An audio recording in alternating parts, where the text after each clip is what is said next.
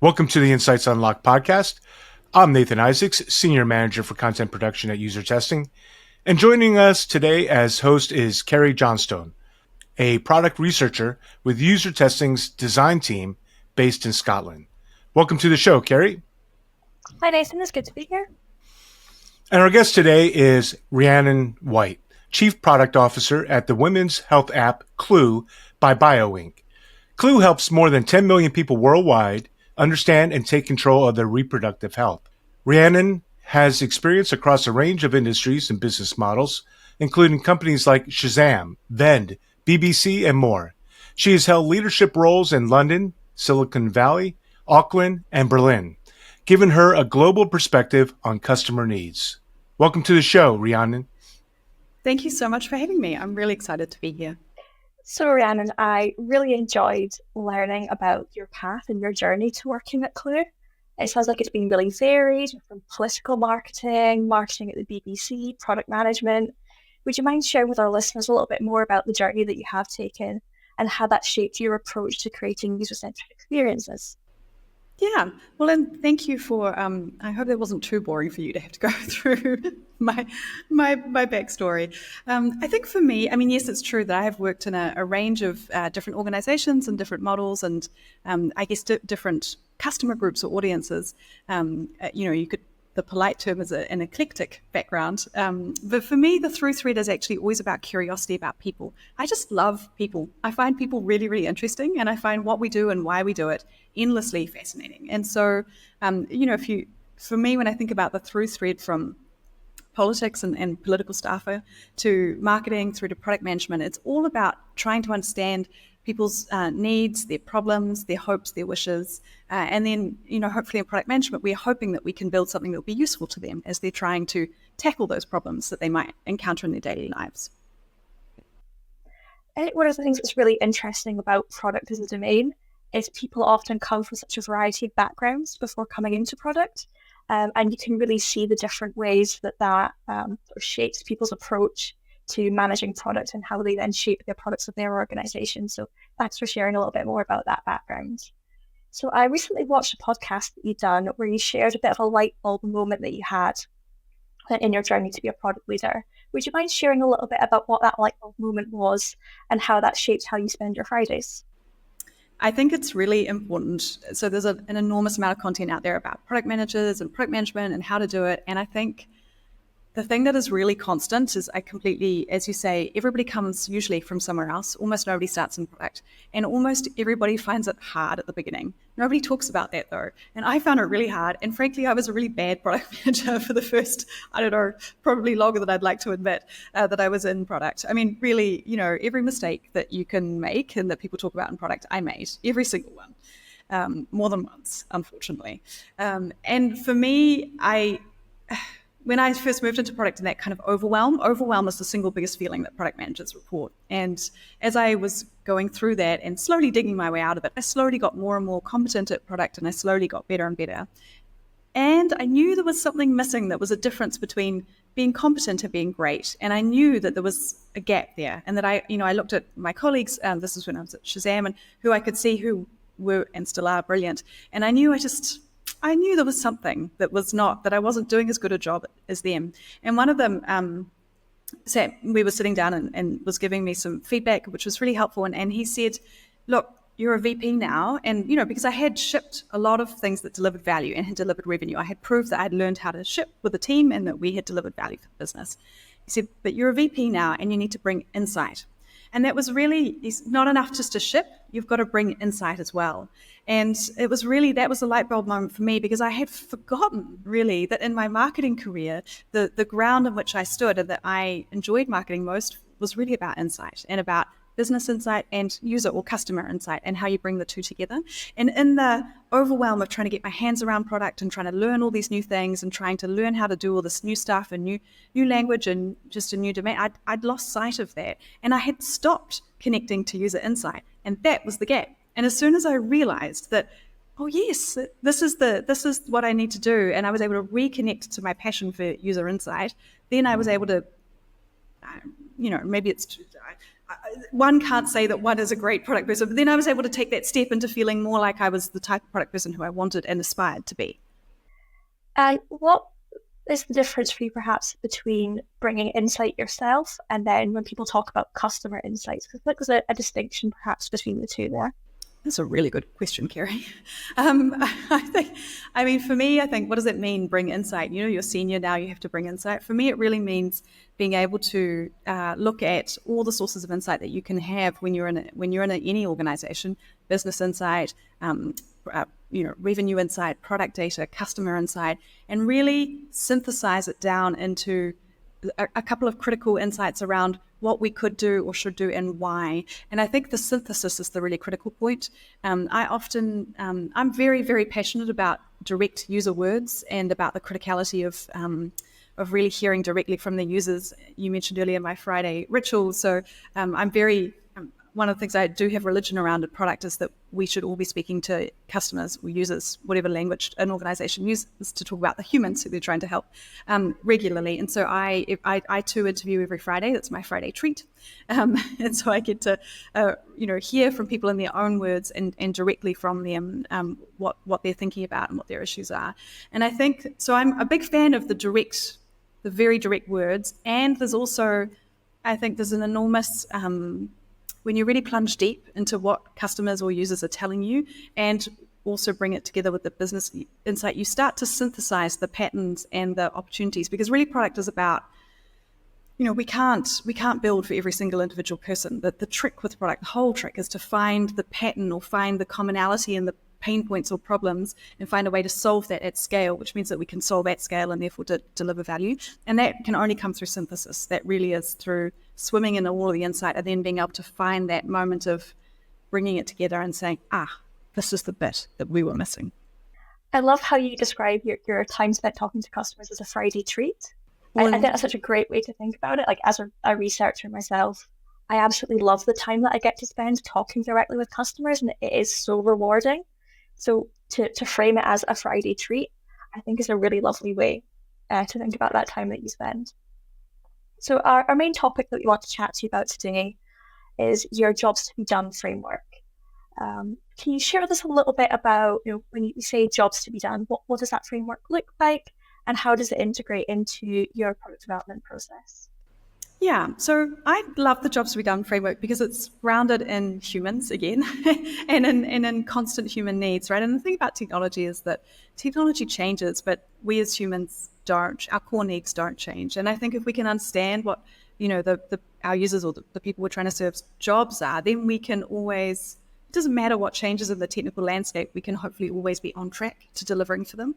And so for us at Clue, we went through a process when I arrived to really uncover our jobs. And we've been through a couple of iterations with them now, because I think they're also quite living, right? You come to a view, test it, see how does that hold up, and then iterate on it again.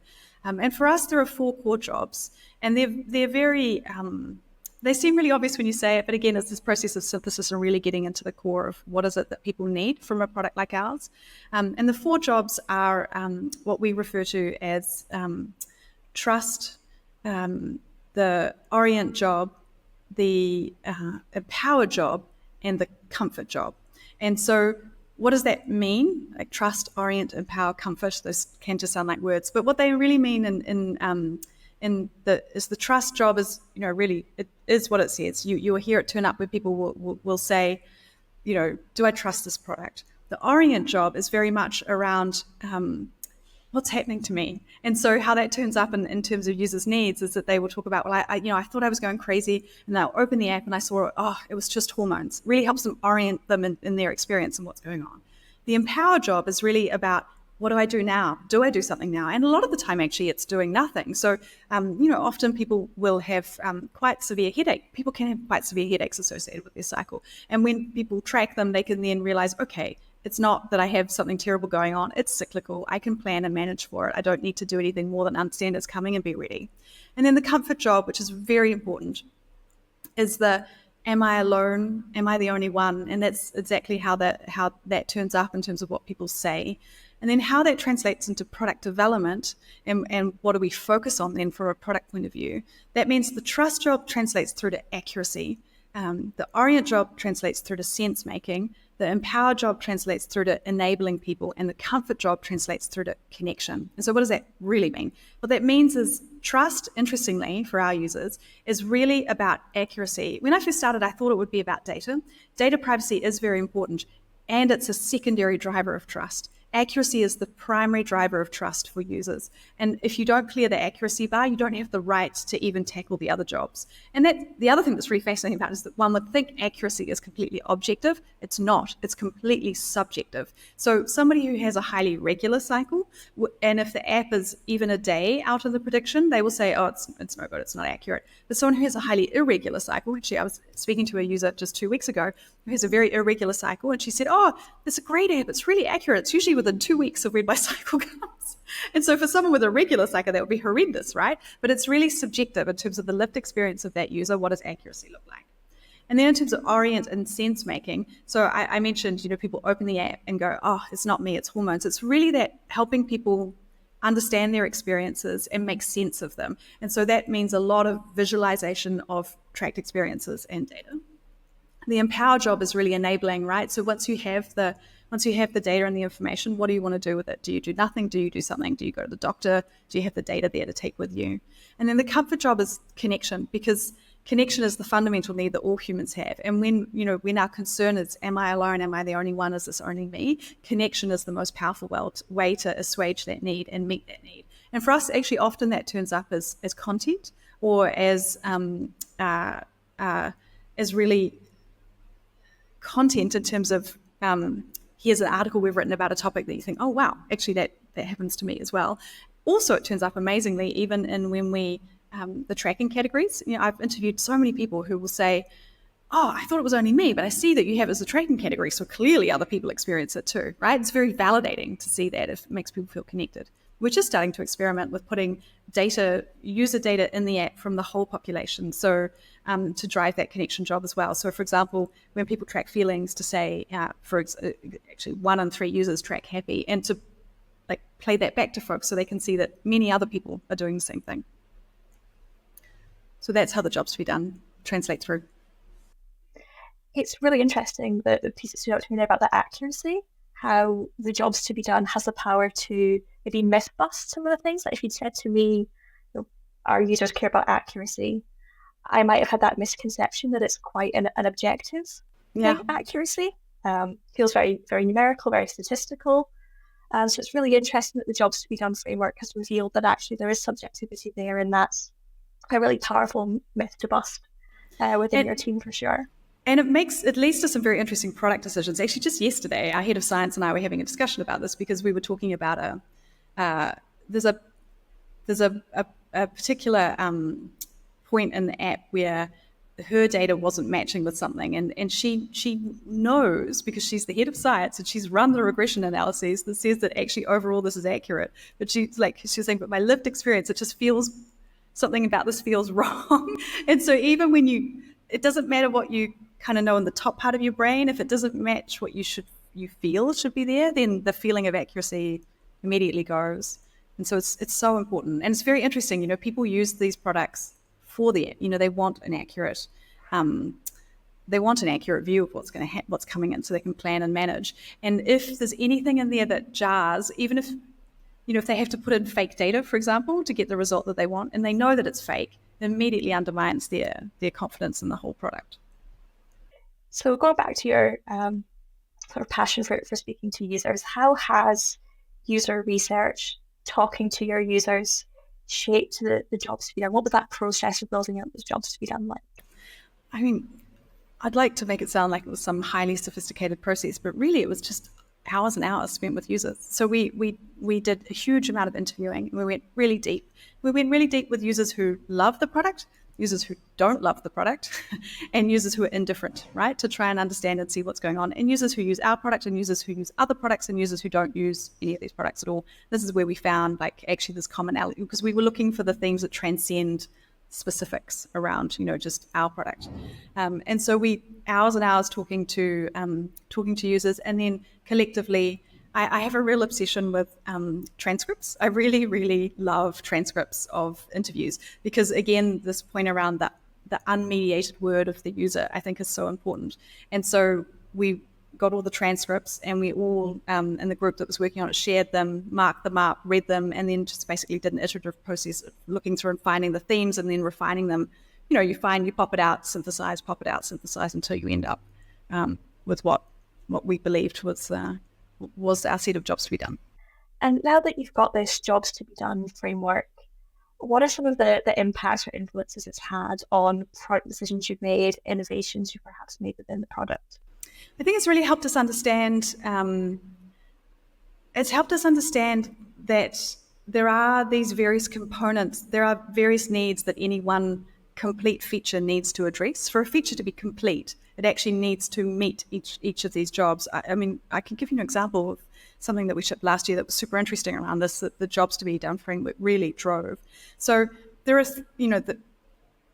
three key things that people are really interested in understanding when they're tracking both their actual period and their overall cycle and their overall health through the cycle. And they are pain, mood, and energy, right? It's like these are the big three, just comes up over and over again. And this makes complete sense, right? Like these are the things that completely dominate our experience. If we're in pain, no one is free until they're free from physical pain, basically. And so we started with pain because pain is such a big deal, and it's the big primary driver. We knew we weren't addressing pain well enough in the app. And so we looked at what do we need to do? Well, first of all, we needed to be able to help people accurately record their pain. And what we had before was we simply had cramps or period cramps. We didn't have any level of severity. And so we knew we needed to be able to have severity in there so they could more accurately understand it. And then we knew we needed to help them make sense of that, right? So the sense making, the orient. So how often they're experiencing pain, what level of severity, what does it look like month over month? Then we knew we needed to be able to connect them to, like, is this normal? Is this happening for other people? So we provided and made sure there was a lot of information in the app around like what is normal for pain? What does pain look like? When should you go to a doctor? What are the differences between how pain turns up and how it doesn't turn up? And actually, we also did a very we realized for the comfort job in particular on pain, while we needed that content, we needed to go a step further. And we did a huge survey with our user base around endometriosis because it's so horrifyingly prevalent and so much pain for folks. And then just the act of asking actually was a big driver of the comfort job and connection, which is really interesting. And then when the results came back, we synthesized all that, and then we shared that back with our entire user community, right? So we provided the results of that and some articles on endometriosis for free to the whole user base, and that was helping to drive that kind of connection around this. The thing that in the Empower job that we found really fascinating as well is we really wanted to make sure, because why do you track and measure pain? Is to try and do something about it, right? So our hypothesis was that people who experience severe levels of pain need to talk to healthcare professionals about it and need to be heard, and often aren't heard, right? I mean, we all know how, I was going to call it a gap, it's a gaping crater in how seriously women's pain is taken, and how there's just tons of research out there that, women will often ask or try to talk about pain and they get dismissed a lot more often. And one of the things we know helps with that, data. Like when you can turn up with data, that one tends to get hurt more. And so we wanted to make sure that whatever we developed would help people accurately track their pain, would help them make sense of it, would help them feel connected and comforted, but also would help them to do something with it if they wanted to take that. And this was actually, we used, so we are huge user testing users, customers, whatever you call us on the other side. And we obviously tested everything all the way through, but the thing that I thought was so exciting that we did here was that we tested not only with users when we were looking at how we expressed pain and how we reported intensity, but we tested with healthcare professionals as well. Because it's not enough for one side of the conversation, right? Like you're trying to communicate with someone else. So are you going to do that in a way that's possible? And the user testing platform recruited for us a really substantive number of healthcare professionals. So we were able to do simultaneous testing with both to see if the conversation could be fruitful. And the most fascinating thing out of that was that our hypothesis going in was that we should do a numerical scale. How bad is your pain on a scale from 1 to 10? Because that's what everybody sees on TV, right? That's what you think how it goes in discussion about pain. And we found that unanimously, both healthcare professionals and users, they were like, really? What's the point of that? I don't really know. Your 8 might be different to my 8. I've had 3 children. Like my 10's pretty high. But my husband has not had those 3 children, so his 10 is probably quite different. Like that actually is not that helpful. And what healthcare professionals told us in the testing was that what really matters is the intensity and the record of pain for that individual. And so words were the most useful way for both sides of the conversation. And if we hadn't done that testing, we would never have had that insight, right? We would have gone, well, okay, users want words, but healthcare professionals, everybody does a scale in healthcare. But actually by testing with real healthcare professionals at the front line, trying to help women and people with cycle, terror, and men's pain, we realized that our hypothesis was wrong. And so we were able to ship something that was both simpler and more effective for everyone. I think it's so important that comfort piece of the jobs to be done. I think when you're going through any kind of health issue, it can be really isolating. Trying to figure out, what am I experiencing? Is this normal? Is this not normal? Am I the only one experiencing this? I think that's a really powerful job to have identified.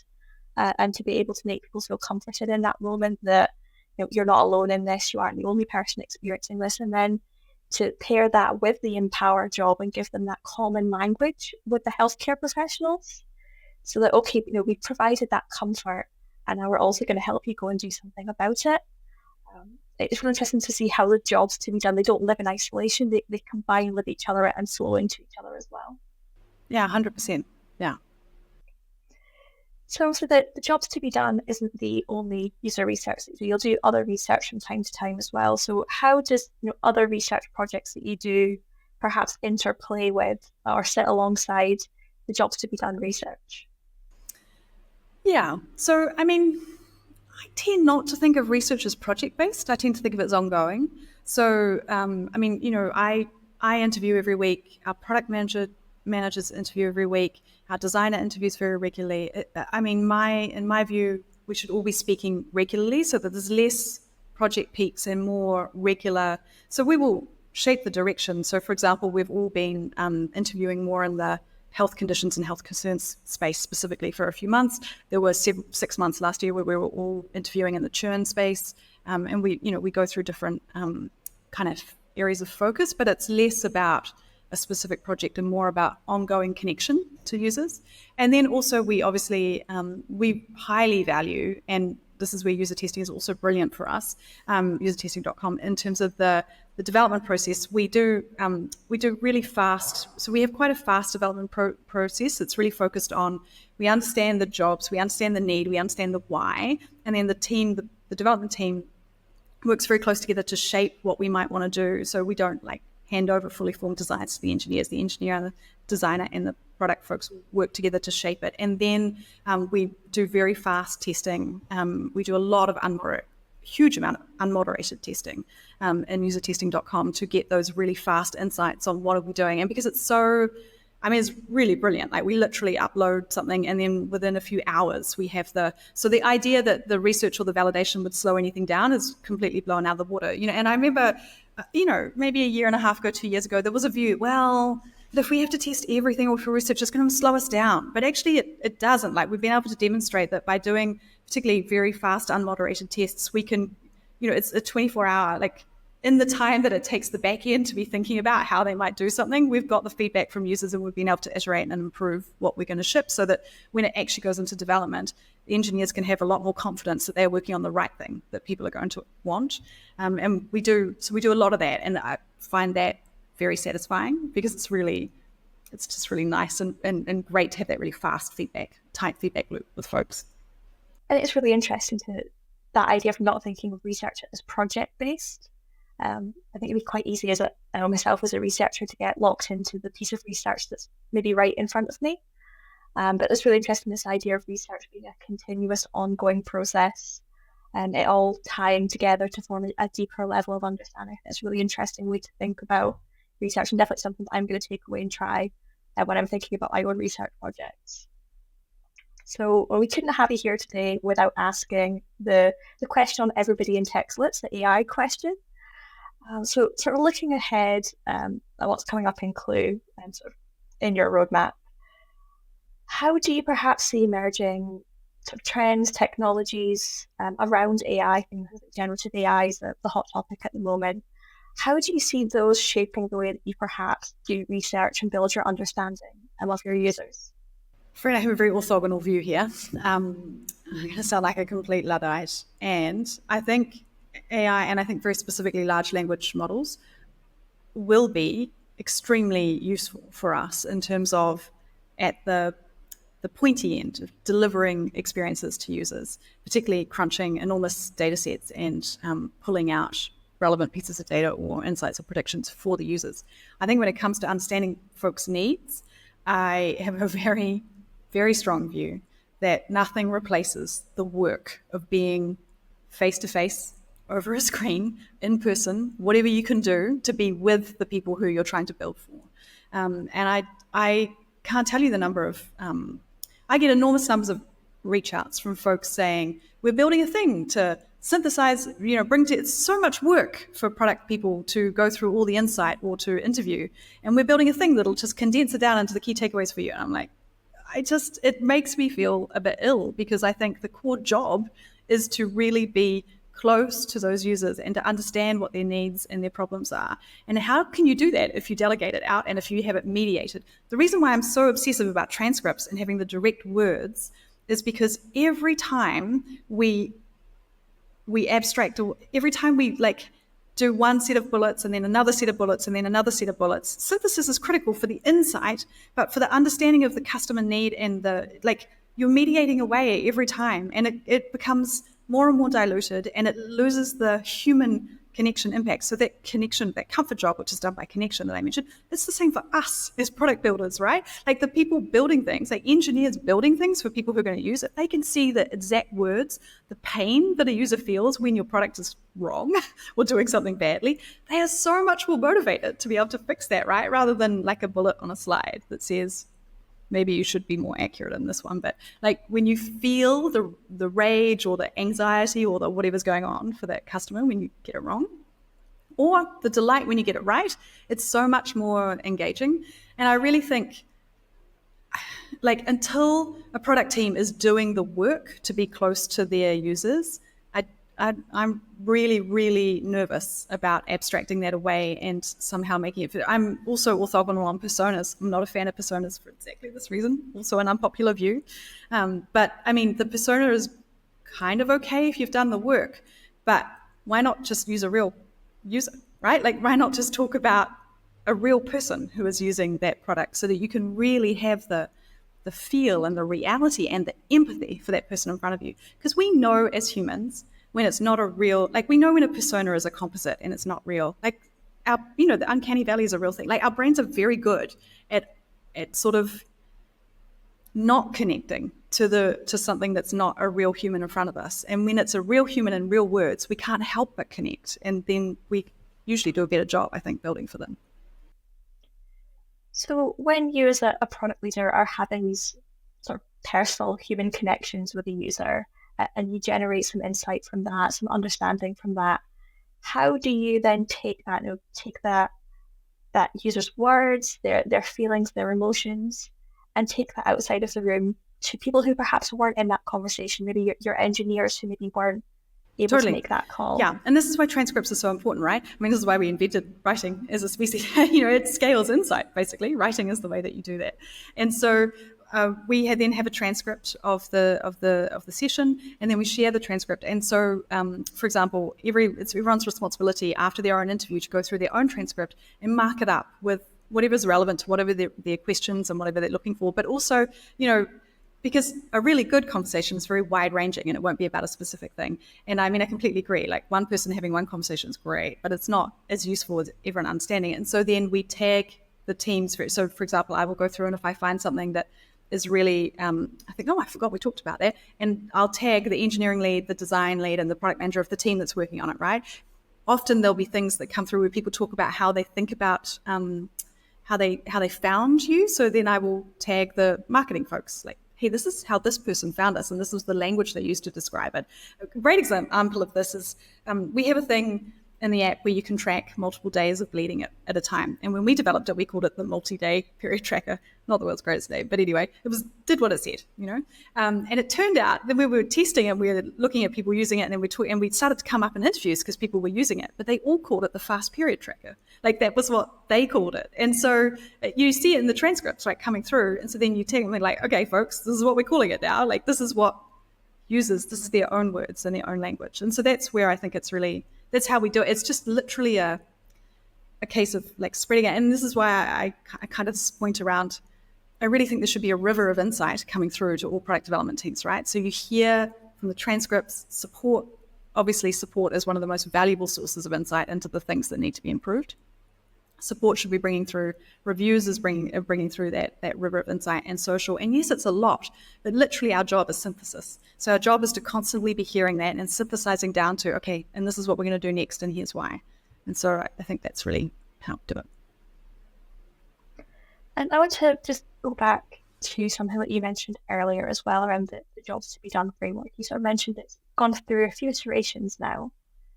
How has your approach to creating these jobs changed over time? And is there anything that if you were to start over again, you would do differently to creating the framework versus how you did it the first time round? Well, that's a good question. I think as much as I love jobs, I think we have discovered that we need more models as well, right? So you can probably tell I love a mental model. All models are wrong, but some are useful, right? And so as we've gone through the last couple of years of, hopefully getting more and more connected to our users and pushing the product more and more that way, we've found the jobs to be done really guides us in terms of the emotional needs that a user has and tells us what complete looks like. But there's another model that's about the users, right? And it's kind of, it's relevant to all of them, no matter if they're using our type of product or not. And actually, there are other solutions to those needs, to those jobs that don't have to be our product, right? You can fulfill all those needs through non-app ways, which I think is why they're called jobs, because they don't change regardless of the technical solution. But there is a model. We did realize we needed a model to conceptualize what our product does and what our product has to do, like very, technically is kind of the wrong word, but like almost on almost a feature level, right? So, and that we call the core product loop, and that's also pretty straightforward, right? So and I think probably holds true across all tracking products, but this is like the first thing we have to do is structured data collection. Like structured data collection is how you make it easy for people to track and collect data, and also how you can then do anything with it. It has to be structured data collection. Then the second part is what we call show me my data, right? So you have to let them collect it, and then we have to show it and like visualize it back to folks because they need to be able to see it. And then the third part of that loop is tell me something new or tell me something I didn't know. That's actually the hardest part. Often in our product, that's done through content. And so that core product loop, and this is where the magic really happens, is where you see the jobs and you're like, okay, yeah, we're hitting those in what we're developing, and we are doing the three components of the loop, right? Like the features or whatever we've developed is like it's enabling structured data collection. We show them the data, and then we tell them something they didn't know. Then we also had to develop, we're a subscription app, and it's really critical that we have a sustainable business, or else we won't be here to deliver on our mission. And so we really needed to understand willingness to pay, and what is the willingness to pay model. And fascinatingly, users have a very clear willingness to pay model around our type of product. Really clear, comes through over and over again when you interview. Broad and shallow, people expect to be free. Deep and personalized, they're willing to pay for. And so that, like understanding that model and then looking at overlaying that, right? So whatever we're developing, what is the broad and shallow free part, and what is the deep and personalized part that people will hopefully be willing to pay and that goes behind the paywall. And then the last model, or I guess mental model that's helpful to understand, is obviously engagement really matters. What is engagement for us, and kind of working all the way back from that to understand what is our activation metric. So we spend a lot of time to understand what is the collection of things that someone needs to do in their first however long to make them a sticky user of the product. And actually we call it 5T7 over 2. So people have to have at least 5 tracked data points in the first 7 days over 2 separate sessions. So all of those are important, like 5 and above makes a difference. in the first 7 days, and there has to be over 2 separate sessions, not all in one go. And if we can get people to that activation metric, then they are much more likely to come back. And so like all of these things together help us understand what are the various components of things that we need to focus on when we're building, because the jobs model is fantastic, but it doesn't tell you what do I have to mechanically have happen in those first few weeks to make sure that they see and understand and experience the value of the product. But the activation metric tells us that, for example. And that's a really great point about how there's no one model or framework that is going to be perfect for every scenario and everything you're trying to do, and how you can build a toolkit almost of these different models and choose which ones to fit together in different scenarios depending on the objective that you're trying to achieve and how to interplay those models together. I think that's really interesting to hear. Well, thank you so much. That was all of my questions. So thank you so much for being on the show today. I have really enjoyed the conversation. If somebody wants to learn more about you or about Clue, what should they do? Well, we have helloclue.com is our website, where there's a huge amount of information about us and also a huge amount of information about folks' reproductive health if they're ever interested. And of course, we're available in the iOS and Android app stores. And I'm on LinkedIn. I'm quite slow on LinkedIn, but I am there. So that's a way to reach out. Thank you again for coming and chatting with us today. And hopefully you enjoyed chatting with us as well. It was really fun. Thank you, Kerry.